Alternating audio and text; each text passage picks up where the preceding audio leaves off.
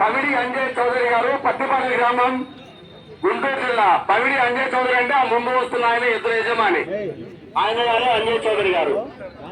అంజయ్ చౌదరి అంటే ఎవరో కాదు, ఆయన చూడండి.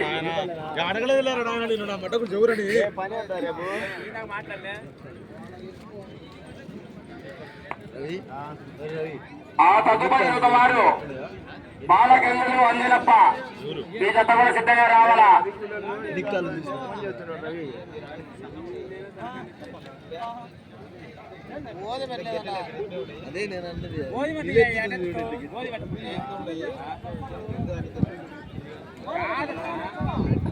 ప్రతి జత యజమాని కూడా తమిళ నిర్ణయం మేరకు చిరు సత్కారం ఉంటుంది.